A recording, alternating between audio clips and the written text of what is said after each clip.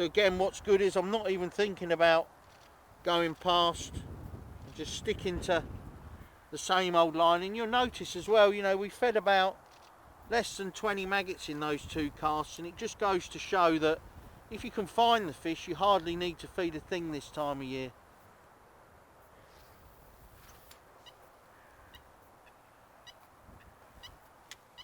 There we go.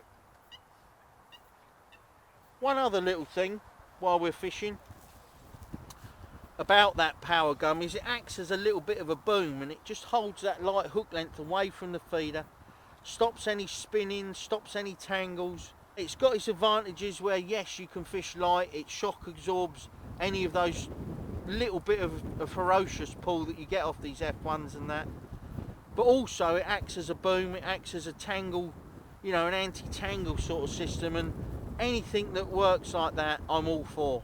You'll notice that, you know, when we've reeled in and we're unhooking fish, there's no tangles, there's nothing.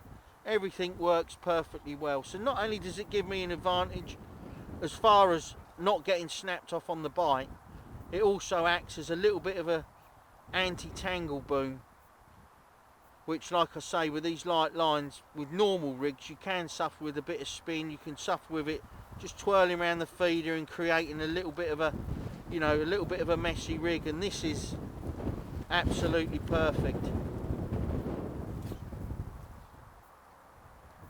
Line's almost sunk now, a couple of meters left.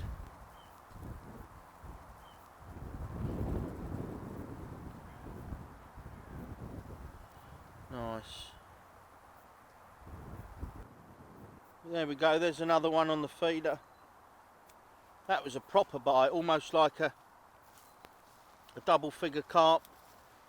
It's not, it's a decent F1 I would have thought. But again, it's just so nice having that security. Changing the angle of the rod, which I don't like to do, but the fish has gone off a bit to the left. As long as you do it nice and slow on those small hooks, you shouldn't have a problem with the hook slipping. You might be able to hear an odd little click, and that's just my clutch just slipping. I've got it again, just every little bit of little security that I can have I'm using. Nice F1. Again, I'm not rushing, just bring it to the net nice and steady. The last match in these conditions, 31 pound won the lake, so you can see why I'm not really pulling the fish's head off or anything. I'm just trying to make every single one count. What I'm going to do now, because it's been a little while on the pole, I'm just going to tap a few maggots in. One brilliant little tip when you're doing this, when you're feeding quick, is to not take your rig off.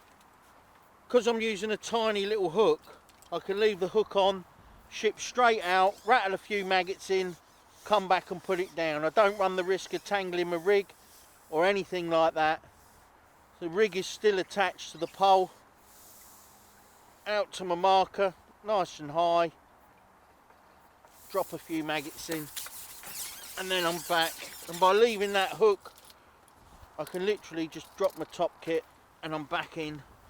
It's all about, although you're not getting hundreds of bites, you still want to be as fast and efficient as you possibly can.